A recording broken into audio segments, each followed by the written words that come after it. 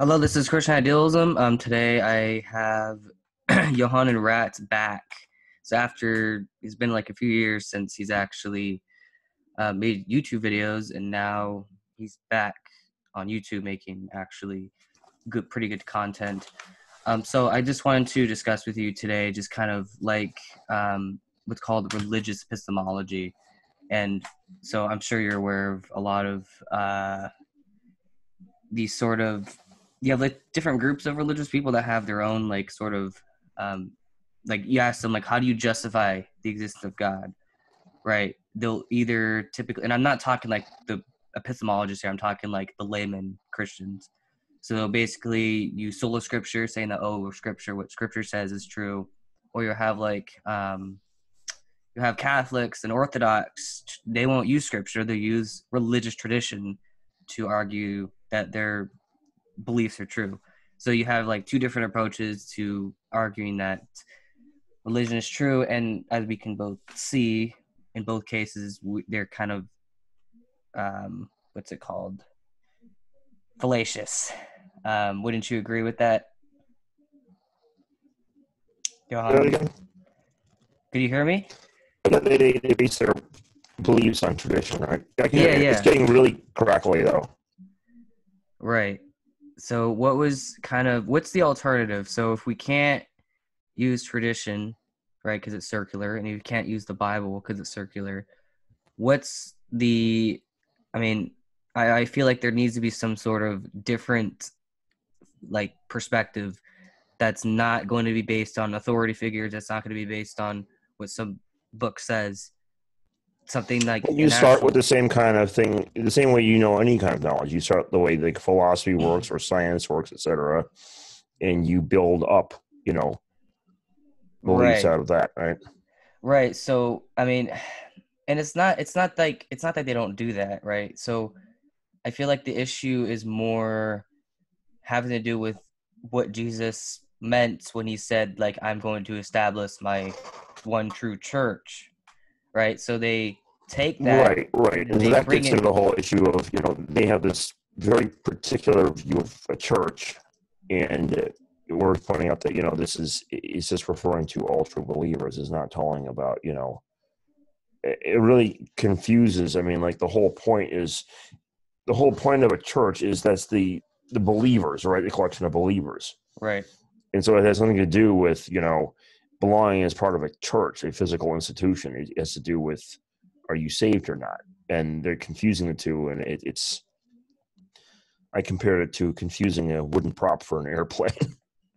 No, right. Well, I mean, Jesus did say how his church is infallible, like his church is never going to be wrong. But of course, that doesn't necessarily mean that he's only talking about one group of people. Like, because even in Paul's day, Right. like there were different churches, right? During the time, Mm-hmm. you had the Corinthians, you had, Paul addresses all these different groups of Christians at the time.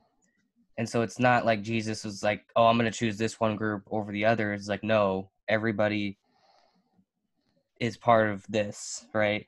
And so I think Mm-hmm. the issue has to do with, okay, well, if Jesus said his church is being, is always going to be right, he was not talking right in the sense of like scientific truth. He's talking more in theological truth. Okay, within. Mm-hmm. So I like to use the analogy of Einstein's equations. So Christian doctrines are kind of like Einstein equations for Christianity. So let's say under general relativity, right? Einstein's Mm-hmm. equations are infallible within general relativity, because if those equations don't work, general relativity doesn't work, right? Yeah. So it's the same thing with religious doctrine. If specific Christian doctrines are not true within Christianity, then obviously their Christianity is not true. So it's infallible in that sense. Christian doctrine is infallible in the same way that Einstein's equations are infallible within general relativity. So Right. it's kind of the You same have to situation. It's provide external justification for the entire belief system to begin with. right. That's the whole point. It's yes, they might be infallible, but you still need some sort of justification to derive those beliefs. So just as you need justification to derive Einstein's equations, you need justification to derive Christian doctrine. You can't just say, oh, well, they're infallible, therefore they're true. No, you need actual justification. So Mm-hmm. yes, Einstein's equations may be infallible, but they still need justification. So that's where this whole, quantum idealism comes in, I'm assuming. Yeah, So and you've noticed my Trinity video, for example, and then on your own channel, when I showed how the fallen state is derived, is a fractured consciousness and right. So I the mean, open so space or the building from that, philosophic direction. do you? I mean, I know we've talked about this many times, but like it seems like religion, the way that religion is today, needs to change in epistemic terms. So Yeah, we well, there need is to, like a kind of, but you mean a presuppositional, also the most obvious example of this is just question back their own beliefs, right? yeah, And that's not how you go about that. But like, and they just do that straight up. But then there's like an unspoken level of this as well, where people sort of think like presuppositionalists without kind of admitting to it even to themselves, so to speak. And they will, just presuppose certain stuff is true without really trying to like explain why it is this way, or ground it or account for it in some way. right. So with that in mind, I mean, people don't like to have God within science, right? Because that goes against our intuition of what science is. Like it seems like science is always trying Right. to Well, figure out things keep in without God. keep in Yeah. mind the reason for that whole thing is the longest time people on both sides, be it science or religion, they see God as they see God as magic in a sense. And by magic, I mean something that has no explanation, right? Right. Well, if you're trying to explain the world, you don't want to bring in stuff that has no explanation, right? That defeats the whole purpose. It's like saying I don't know, therefore magic did it, right? Yeah. That's not an acceptable kind of explanation when we do science. So that's why Right. that's there. But then of course the whole QI thing comes in and it changes that around, where suddenly now God isn't magic anymore. There's a perfectly rational explanation for why God is there. Or you could if you don't want to use the word God, you can use larger consciousness system Yeah. Well, or that's the universal funny conscious part agent, is etc. when physicists talk about like, oh, well, what kind of made the universe? They use terms like universal wave function or like different terminologies. And what's funny is how they all, I guess the issue is when it comes to like modeling God in a scientific sense, you Mm-hmm. probably shouldn't put the word God in there. You should probably have something different. Like, I don't know, like Universal universal. conscious agent, or Yeah. Tom Campbell's Like, word, because if you put the word God larger in consciousness there, system. people are going to freak out, be like, oh no, we can't have that. So let's just, Right. let's You replace the notice in word my God. latest video, I Okay. talked about a cosmic mind in the sense that Castro talks about, and then I also spoke of a quantum cognitive Hilbert space. Right. Simply defining it like just without the reference to any, simply describing it rather than labeling it. And the main distinction between this God and it seems other religious gods is at least this God is like it's real and it's like it feels it's more epistemically certain, right? Because it's like we actually Right. have an explanation of what a you may not call it God, but still that fits the perfect description of what a Yeah. God Now, is. So what's interesting is the whole universal wave function, which they showed it to be real in 2013. The fact that that's there, and the fact that it's also timeless, because the whole time variable drops out of the Lewis equation.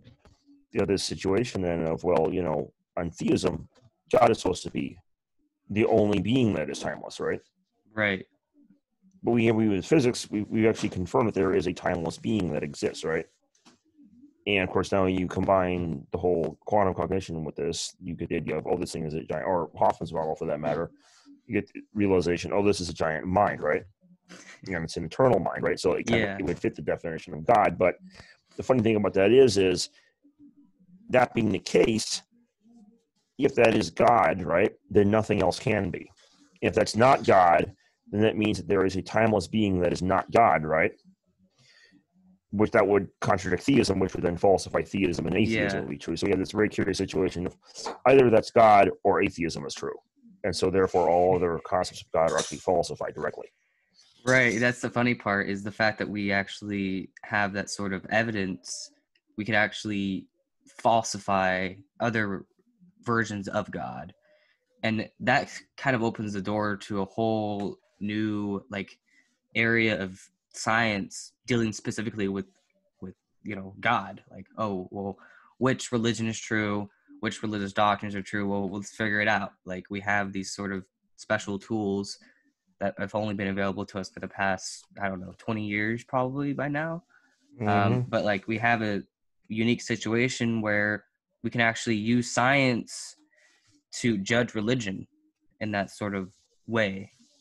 Justify it. Like, yeah, that one helps you to distinguish, the whole problem of religious pluralism comes up. If you can judge religion, then you can judge between religions to tell which doctrines are true and which ones are false. And otherwise, it's just, each individual religion referring to its own thing. A Christians referring to the Bible, or Muslims referring to the Quran, or the Hindus referring to the Upanishads, et cetera, and they'll just, they can just circularly refer to their own doctrine and say, well, the Quran refutes the Bible, which refutes the Upanishads, et cetera, all around in circles, and there's no objective basis for any of it. Whereas this gives you an external objective basis that you can then say, no, you're right, you're wrong, et cetera, and this is why. Right, and that kind of due to reasons that are accessible on kind of like a secular level to someone who is not in any one of the above religions. Well, that's the funny part, is it kind of takes away the authority of religious tradition. It really, in a way, yes, or it grounds it. Maybe. I mean, it takes away its ultimate authority, but it also would ground it. So in a way, it would actually give it an authority, much like how Well, I wouldn't say completely give. I mean ultimate authority in the sense of like, oh well, if this religious tradition says that God is this way, then it must be this way. Like the president gives authority to the vice president, Yeah. In that sense. So yeah, it takes away ultimate authority with God, but again, that's the whole issue. So, like, because of that, like, do you think that like there's going to be a whole new field of science dealing with that, like with God? Yeah, but academia has to crash first, right? Because of course they're completely. I mean, I just got done talking with Gunter Beckley. I think you know who that is, right? Yeah. Discovery Institute guy,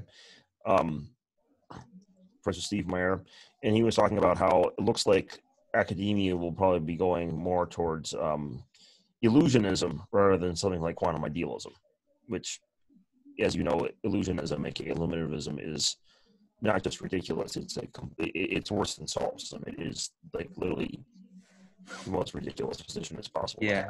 To have, But yeah, this is what they're going for, which is stupid. But well, I feel like because reductionism is dying within academia, they kind of have to either accept that a lot of what they said was wrong or go with this illusionism.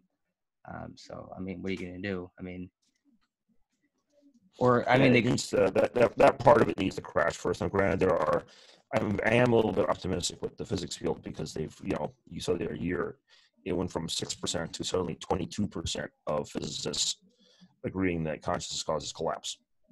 And that was prior to the Wigner's Fringe study that they did. And that actually puts it within the range of a proper physics interpretation. Right, and there's different idealist interpretations you could hold to quantum Bayesianism or the relational interpretation or the orthodox or even many minds, which I don't know any idealist that actually holds to that, but that's another view you could probably hold to. I've been playing with many minds actually, it reconciles with the whole superposition issue. Right. So, is there anything ever since you left? Is there anything new, in terms of evidence, that you've come across for idealism? Not particularly. I'm kind of been focusing on work and so on. Of course, you saw the foundationalist argument, which was the kind of interesting thing. More, it's been stuff like applications of it. Like you saw one of them in my latest video there, of the realization of combining that study on dream agents being conscious. And I've actually had dreams of my own that, of course, it's hard to say in any case, but you have characters that seem to be like they're having some kind of internal thought processes. They behave like independent agents in some sense. It's And weird. I'm sure lots. I mean, after I posted the video, some people said that people in the lucid dreaming community they had these experiences all the time, and they would say that this seems to be accurate. So what Foley was doing was simply taking that and But there's more than one putting it into a study. There's proper. actually, I think there's like 2 or 3 other studies that confirm the same sort of Yeah, I saw conclusions. an article in 2016 actually that was pointing this out too. Just kind of interesting. I'm trying to dig that up somewhere. You can just, I think you should be able to share screen if you want. Yeah. I mean, it's not shared right now. For you, no, I think you can do it automatically, can't you? It should. All right, there we go. You can't see me on the top. There we go. Is that better? There we go. There we go. That's a nice little box, actually.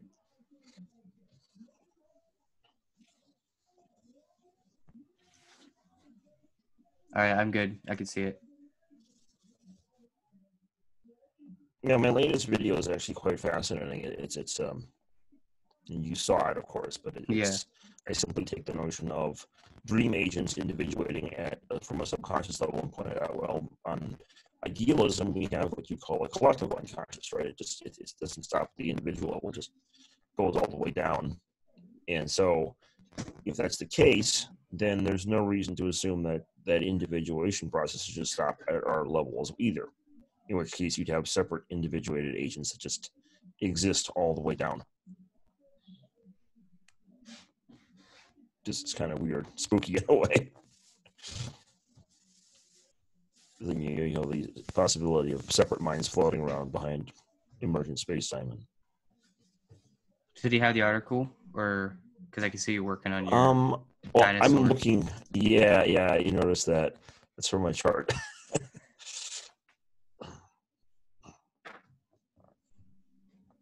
Let me see if I can't. It's a new microraptor fossil I found in China, by the way. Let me see if I can get. It took me a bit to find this article, so I can't guarantee I'm gonna find it. Yeah, that's fine. If it takes too long, we can skip it. But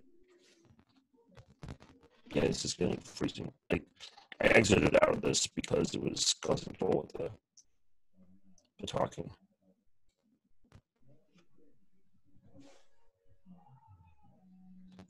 I don't know why it's not. Let me exit out of this. Let's slowly come out. all right, I'll pause it, and then once you find it, I'll resume it. I'll resume the video.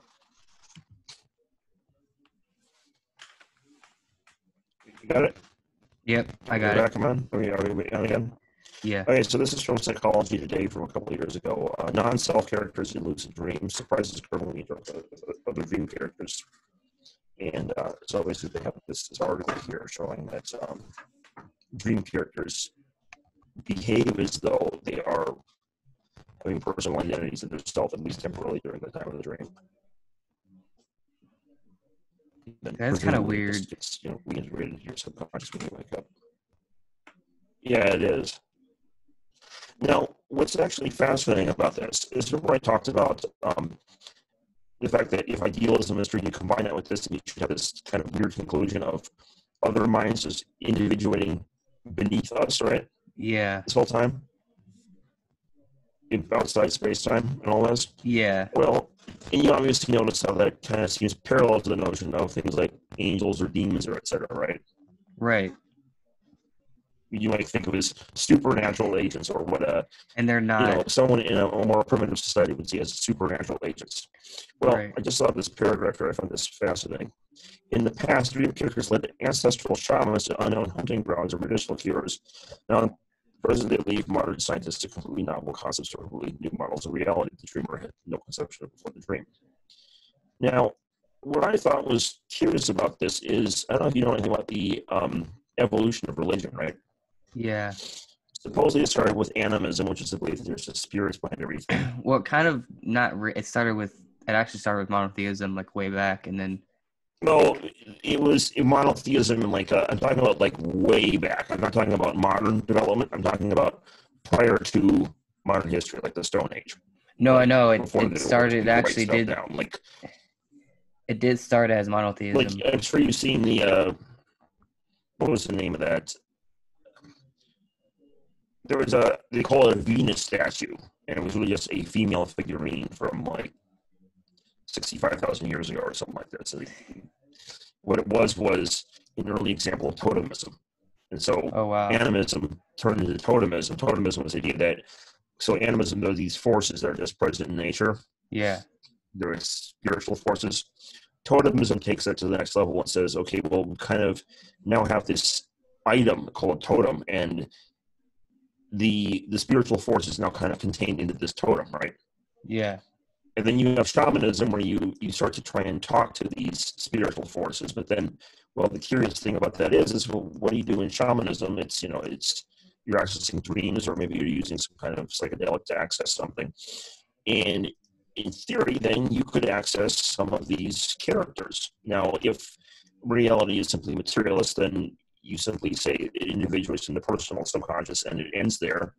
Or you go down the idealist route and you go with Carl Jung and you say, well, it doesn't stop there, it goes all the way down, in which case you could have, the possibility of other agents existing down there that would to people in ancient past, they would see these as spirits and so on, and they communicate with them, and they could actually be independent agents. So in a sense, they're in literal sense they could be actual quote unquote spirits, right? Right. And so the idea then is some of these spirits are associated with these totems, right? Mm-hmm. And the next thing you know, well, suddenly the totems, there's not just spiritual forces, there's actually spiritual characters associated with them, and they get named, right? Well, now you have the origins of paganism, aka polytheism, right? They kind of morph into actual beings, and the next thing you know is, well, obviously, if you have polytheism or paganism, you're going to have a top god, a god of the gods, right? Yeah. Here you get monotheism or henotheism, which then even Heiser was talking, Michael Heiser was talking about, the whole divine council thing. Eventually, the smaller gods kind of melt away, and you have just straight up monotheism. Yeah. That probably would explain the origin of religion. At least. Yeah, I realized that my video explains the origin of religion in a fashion that actually fits with the kind of materialist picture of the origin of religion. It does so in a fashion that treats all of it as real, Because these agents actually are there underneath space-time because they've individuated that way because, well, that's just how reality works. Yeah, it's pretty... It's an idealist mental construct, and it individuates agents all the way down, and so therefore maybe what they were interacting with were actually real beings. And now we're at the point in human history where we can actually start to test religion, and that's I found that very fascinating, just by the fact that we actually, most of history we didn't have the sort of tools we do now, and so obviously even now we don't really have, we don't have a theory of quantum gravity, for example, but you have the foundation for it though at the moment, which is the exciting part. Yeah. You have ER equals EPR, really discovery that space-time emerges from entanglement. The more fundamentally is they're trying to piece that together now, and how to.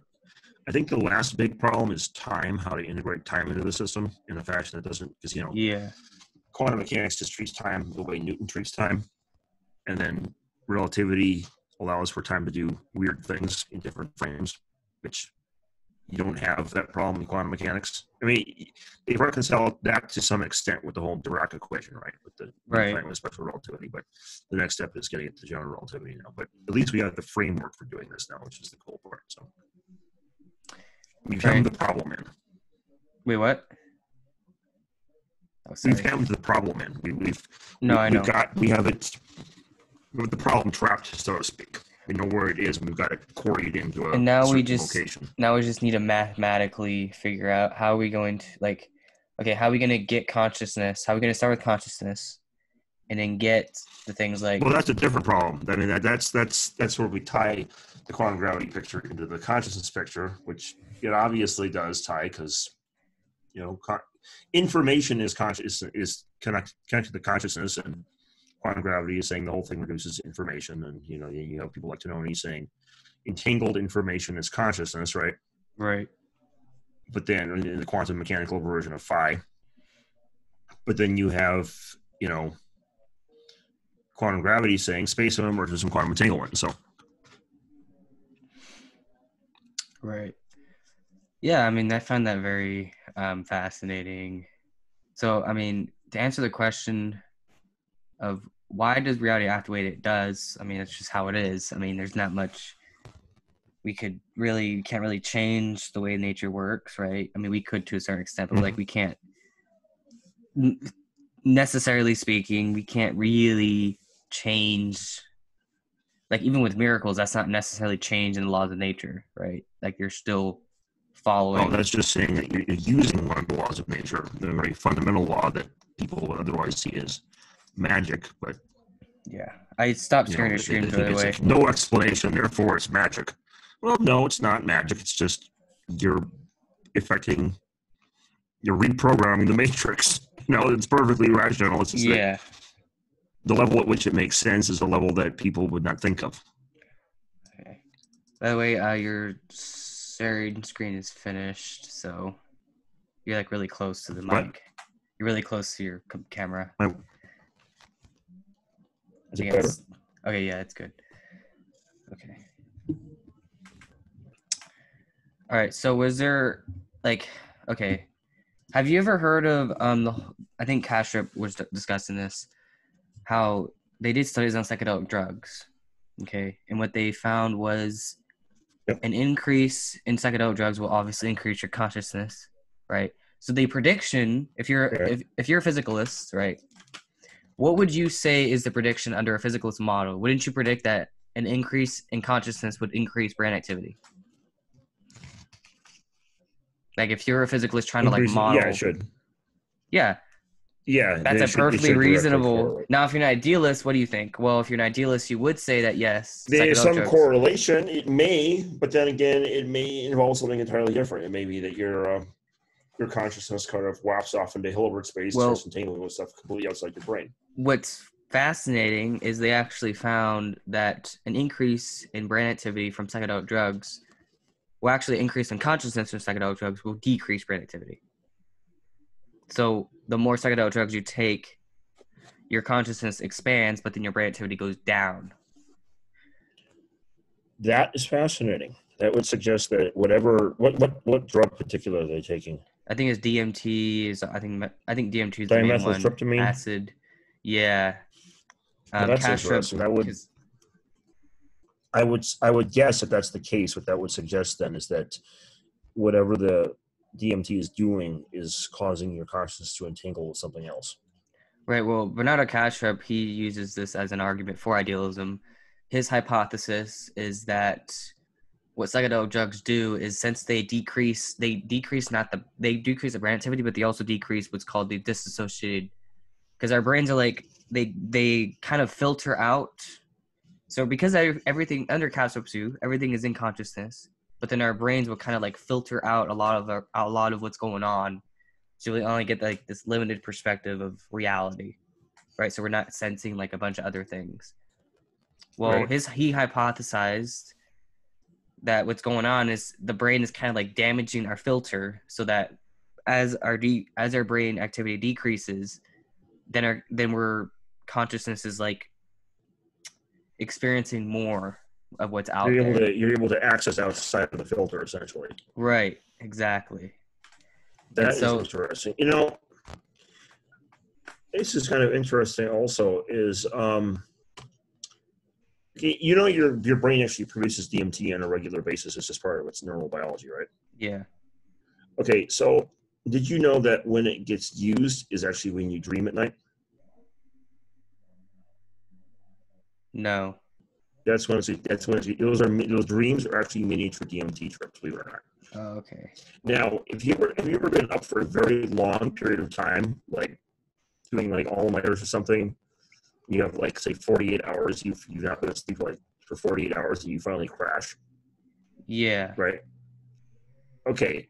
And when that happens, usually, you ever notice that you have like really crazy dreams, like Well, really vivid? it's weird because I actually have crazy dreams when when I have to take a nap. Like, let's say if I worked from like 5 a.m. to 12 and I come home, take a nap, I'll actually have the most lucid dreams during those periods of time, like during those hour naps. It's weird, but that's how it works, at least from my personal experience.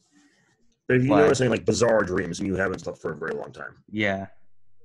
that's because the DMT has been building up in your brain that whole time. And then it just, when you finally do sleep, you have like an overload of it, which is interesting because those are also they said lucid dreams are when people often interact with these autonomous solar space agents or shared, in my model, they were that. Right. But, or maybe just individuated. It may not even be that, to just be individuated characters. It's hard to tell at what level they individuate. But it really, right. And they found that much.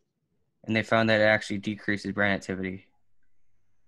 Well, I mean, if you put too much, there are studies that show that an increase in brain activity will happen when you're dreaming. So when you dream, it increases your brain activity. But then when you actually do take psychedelic drugs, it will decrease your brain activity, even though you're still having those sort of conscious experiences. So I think your mic is getting really. I'm gonna actually X out of this thing. We wouldn't need to start going anymore, right? Okay. Okay. Yeah, I'm gonna X out of it because I think it's causing the audio issues. Okay, that's fine. You're good? Or am I good? Good. Yeah, I'm good. Okay. We're both good. Yeah, you sound good. Sound better. Tiny bit correctly, but not. So what were you thinking about the whole dream character issues? You think that we actually do? What? You think we actually do connect? Like our dreams are actually not just pure biology, but there's something. They could be. I mean, that's the problem. Is it's hard to say, right? Right. Now, there are cases when people report shared dreaming experiences, which I've actually had one of those in my life, and I've heard of other friends having those as well, and those are very rare experiences. But I mean, that would seem to indicate some kind of evidence that it's not just biology, but in terms of the possibility of, like, say, interacting with, is a Jung's Philemon. Is Philemon just something that Jung popped up out of his own personal mind, or is that something from the collective unconscious, right? Right. Well, it's honestly hard to say. I mean, it's hard to say. Where do you draw the line? Because because the thing is, like, there is this sort of aspects to our mind that we don't control, right? A part of our minds. Mm-hmm. Kastrup calls this. I should notice something else. This is I'm going to bet this shows up in other religions as well. But if you notice in the Bible that when angels talk to people, frequently it's through dreams. Yeah.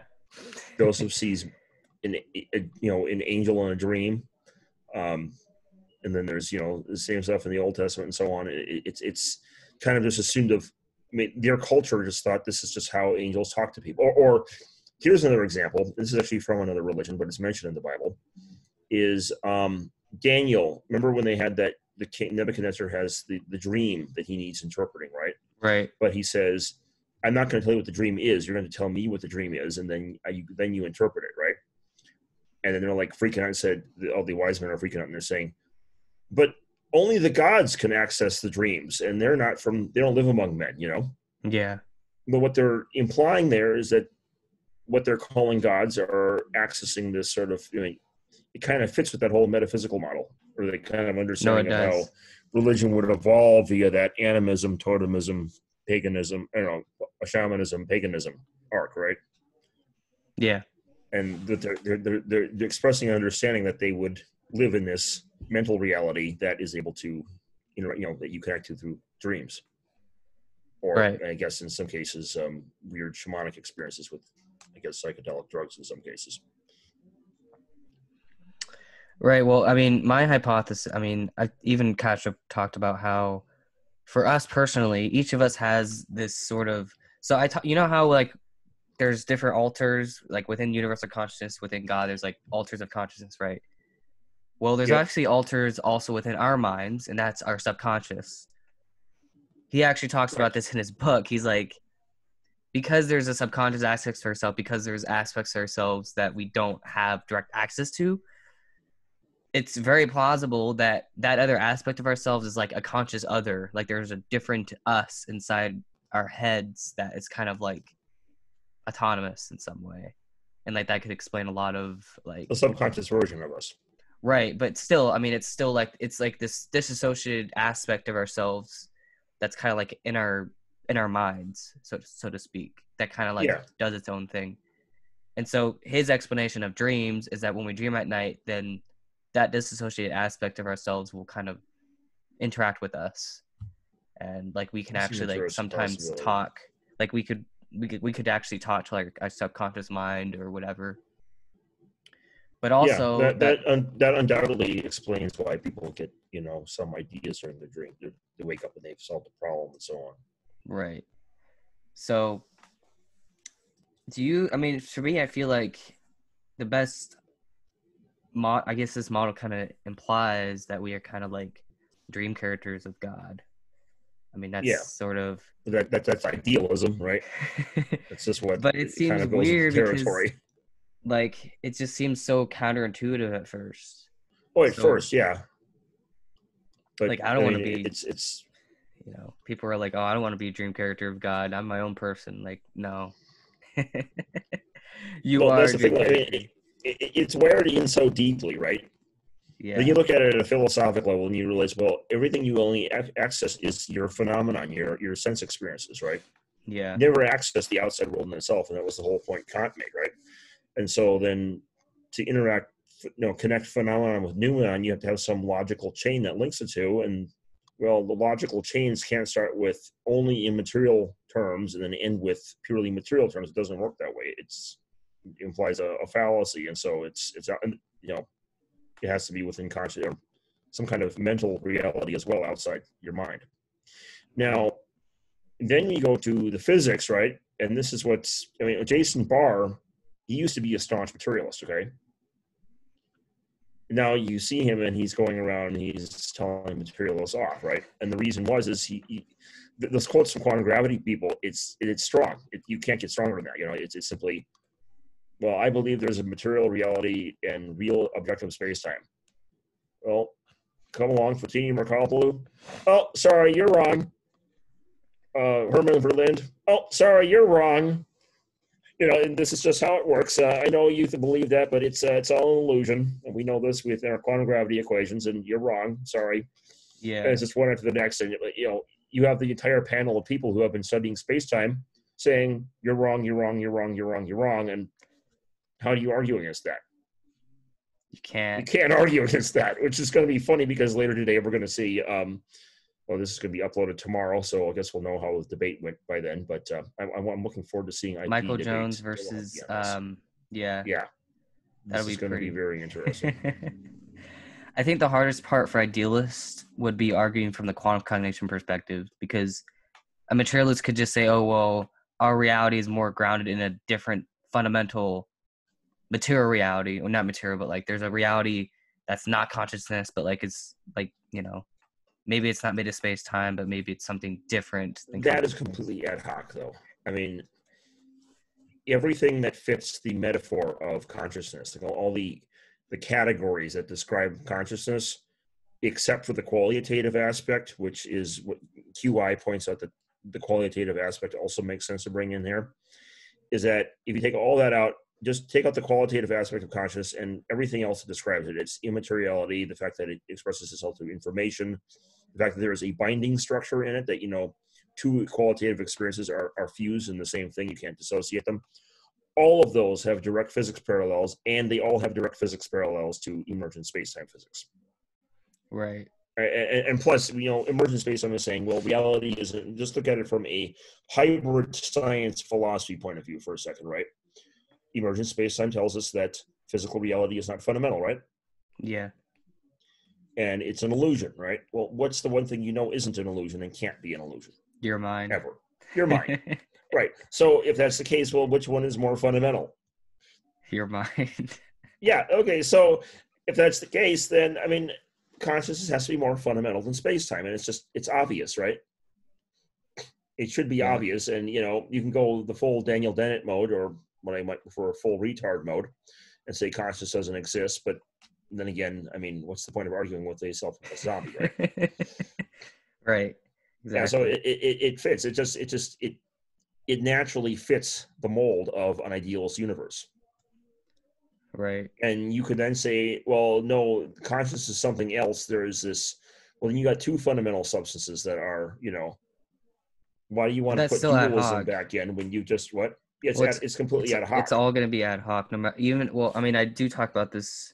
My last video was on deriving idealism from basic facts of reality. Have you watched that? Or Not fully yet. No, I because didn't get into I it. I've been basically busy with work and argue all that. that like everything we experience, we could talk in terms of consciousness. So if that's the case, then positing a reality outside consciousness is necessarily going to be ad hoc, right? So no matter where you Yeah. go, no matter if you're a dualist or panpsychist, like it doesn't matter how you turn it. If you're positing a reality beyond consciousness, it will necessarily be ad hoc, like no matter what Now, you do. there's an additional level of ad hocery here I should notice as well, is that let's suppose you go the traditional approach now of, okay, say you're academic and you say, okay, yes, space-time is emergent. Yes, reality is. I mean, it was kind of funny because T-Jump actually admitted, in the debate I had with him that, yes, this actually does fit an idealist metaphor, and yes, what we call physical reality is an illusion as such, right? And it was kind of an interesting admission, right? Yeah. But then he says, but that reduces to some other space-time, right? But what's the point of bringing that back in when you just explained it, Right. And then, okay, so suppose we have that, right? Yeah. It actually fits consciousness right off the bat, right? It's just the two concepts match exactly, right? Right. But then you have, well, on the one side, you have this is physical description of space-time on the one side, but on the other side you have consciousness that you now explain as some emergent stuff. Like say it's not an illusion, but you say it's emergent, right? Yeah. Well, what's the point? I mean, you've had this one thing that does not fit materialism at all, which is this emergent space-time stuff at all, right? I mean, it's Yeah. completely opposite. But then on the other side, you have this, and then you have to use like some kind of bizarre redefinition of materialism to force it to fit in, right? You say, okay, Yeah. that's just it's because of this. And so it's within science, but that doesn't make any sense because, I mean, well, idealism posits everything it posits is also, or our version of it, everything it posits is also within science. And then you have, I'm rescaling my dinosaurs here. Okay. You seeing that? I don't know. don't see anything. Okay, never You're not mind. scared screen. You noticed it before, so I must have accidentally screen shared there. And then you have consciousness over here, which you explain as some emergent thing, right? But then how do you explain emergence, right? I mean, you have your brains, your neurons, and then suddenly they build up to larger structures, and then suddenly, poof, consciousness. Well, that's magic. So you're explaining emergent space-time in terms of materialism in a way that makes absolutely no sense. You have to have all these ad hoc redefinitions, and then you have to explain consciousness over here with magic when you could have simply gotten rid of magic consciousness, have consciousness as a real thing, but not have it being magic, and then put it into the emergent space-time thing, and the two just meet, hand in glove. Like, why all this extra shenanigans when you can simply use them to explain each other, then have two completely ridiculous explanations that are, separate from each other. Right. No, I that makes sense. I mean, I guess the burden would be like if you're gonna like let's say, even though the debate hasn't happened, I'm going to assume that Matt is going to argue that consciousness is emergent, right? Of course, he's not going to present any evidence that consciousness is emergent. Michael's going to present a lot of evidence that space-time is emergent from consciousness, right? Because he's going to bring in emergent space-time with quantum cognition. But then I don't really see Matt ever bringing forth evidence in the same way that Michael does. So the burden is going to be on Matt to actually show that matter or mind is emergent from consciousness rather than matter being emergent from consciousness. Yeah. So at this point, he's got a positive emergence, but he won't have any evidence for it. it's being pushed into magic there. I mean, how do you explain consciousness with brains? It's yes, it's a correlation, but if you try and explain how to get from the material substrate to phenomenal properties, it literally is at the end of the day magic there. Yeah. Which is a completely unacceptable explanation for anything.